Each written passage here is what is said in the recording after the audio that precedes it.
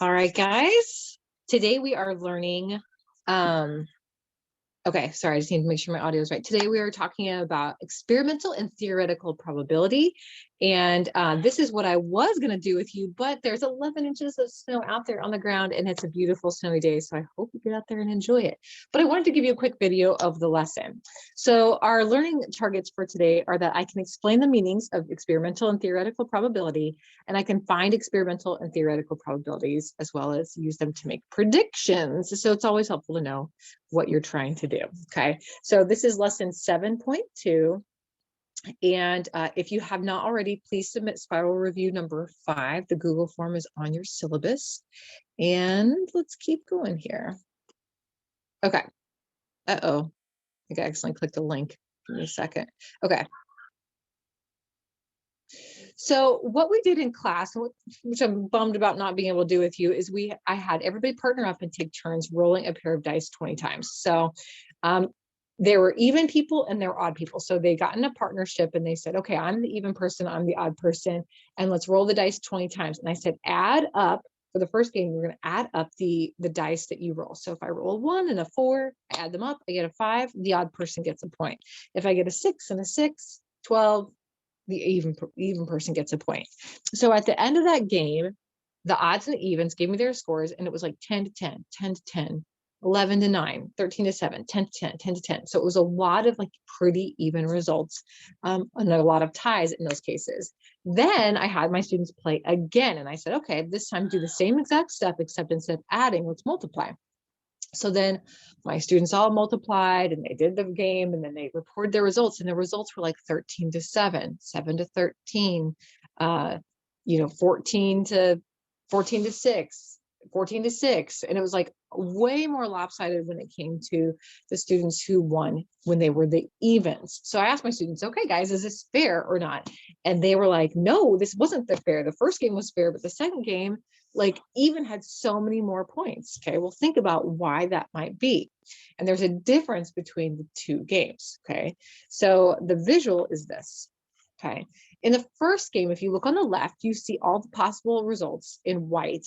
When you roll either a 1 and a 1, you get 2, a 3 and a 3, maybe you get 6, or a 5 and a 4, you would get 9 because you're adding those together. And out of all those 36 possible combinations, when you roll 2 dice and add their answers, half of those answers are evens and half of them are odds. So you have an equal and fair amount of chances to get a point as an even or odd person. But if you look on the right side, you'll notice that when you multiply an odd times an even, you get an even amount. So if I said 2 times 3, that's going to be 6, or 4 times 5, that's going to be 20. So where that used to, if I had added those numbers, they would have been odd answers. Now they're evens. So if you count up all the even possible answers on the right side, there are 27 out of 36 that would qualify to be even answers. And that's 3/4 of the answers. So it made a lot more sense than my students who were evens. They were all winning, and it wasn't really fair to the odds on that one. So what I want you to think about is the probability of those things. So when we play a game like that, we have a theory. We think, okay, well, if I'm going to play the game with adding, I've got a 1 out of 2 chance. 18 out of 36 possibilities are going to give me a chance to win, right? And then if I play the multiplication game, it's a 3 out of 4 chance. 27 out of 36, that simplifies to 3 out of 4. Excuse me. So what you need to think about is that was the theory. Okay, that was our prediction. That's what we think would happen. But then what really happens is we had different scores. We had 10 to 10, 10 to 10. We also had a 7 to 13 on the odd even games. So it's not perfect. And that's when you do the experiment. So we have the theory, what we predict based off of the mathematical probability, or we have the actual experiment that happens. So like doesn't always match theory, correct? So I think about it this way, and I told my students, that TikTok where there's that lady's like, girl, I'm not doing it. I'm just thinking about it. I'm not really gonna do it. Just think about it, And then she's like, I did it.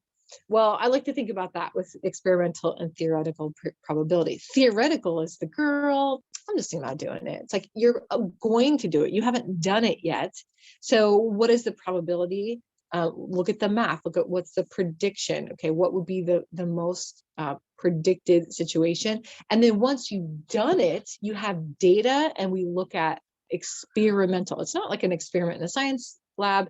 It's like, hey, I did this thing. I rolled the dice. I spun the spinner. I flipped the coins. Now I've got the data, and I'm going to look at that data. So, girl, I'm just thinking about doing it. That's experiment. Or sorry, that's theory, theoretical.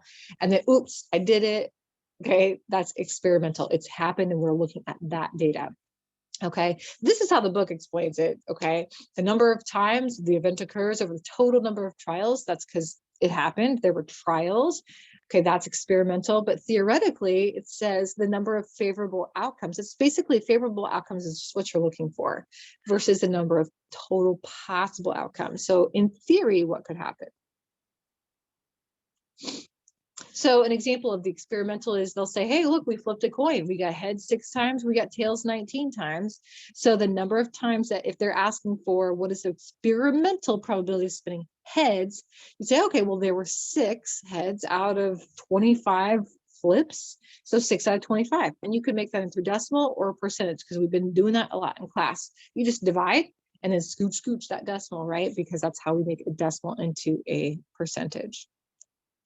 If I want to find theoretical probability, haven't done anything yet, don't have any data, but I'm looking and saying, okay, well, if they want me to see how many possible times I'm going to get a vowel, there are 3 vowels here, all in red, A, E, I, O, U. So E, O, and E, those 3 red ones are my vowels out of 7 possible blocks. So 3 out of 7 is our theoretical probability of getting a vowel. 3 divided by 7 is about 43%. And then sometimes you want to compare. You'll have actual results with theoretical results. So I'm going to get to some of the practice problems that you might have. So it says, use the bar graph below to find the relative frequency, essentially the probability of the event. So spinning a 6. So if you look, it says here, the times that we spun. Here's how many times we got 6. Here many times 1, 2, 3, 4, and 5 as well. So you want to know how many times did we get the 6 out of all the possible times. So you need to go through and add up how many 1s do they get, how many 2s, 3s, 4s, 5s, and 6s. And then, so how many of everything, and take your 6s out of that total amount. So we have 8 1s, 6 2s, 9 3s, 11 4s, 9 5s, and 7 6s. So you want to add up all those numbers and then take 7, because we had 7 6s, take 7 out of that whole number, and always make sure you simplify to get the probability. In this case, they're calling it the relative frequency. Okay, it says use the bar graph to find the experimental probability of the event. Let's look at number 9. Spinning a number less than 3. Let me see what else we have here. Yeah, let's do that one. Spinning a number less than 3. So that's only going to be 1 or 2. You already know the total. So once you figure that out, that's going to be pretty fast, right? You'll use that for all these problems. Spinning a number less than 3 would be the 1s and the 2s. So you've got 8 and 6. 8 1s, 6 2s, that's 14 altogether out of the total amount of spun events. And then if I were to do a different section, and this is just a quick video, I'm not going to go through it in all this detail. This one says use the spinner to find the theoretical. So just the theoretical probability of the event. So the experiment didn't happen, we're just predicting. So if I've got this particular spinner here, it says, what's the probability of getting a red? Well, I've got 2 out of 6 numbers that are red. So 2 out of 6 simplifies to 1/3, or 33%. Or spinning an odd number, 1, 3, and 5, those are all odd numbers. So 3 out of 6 is 50%, or 1/2. Spinning a 9, that would be 0, right? Because there are no 9s on there. So it's okay. You could have, they could also say spinning a number less than 7, right? And that's going to be 100%. Everything is below 7. On this one, it says the bar graph shows the results of spinning a spinner 200 times. So this is a lot like before. Compare theoretical and experimental probabilities. Okay, so spinning a spinner, if I were to do that, that particular spinner, I would have a 1 out of 5 chance of getting one of those numbers. Well, if you do it 200 times, okay, multiply, you take 1/5 of 200, or you just divide 200 by 5 and you get 40. So each one of those numbers should be 40. Okay, that's the theoretical amount.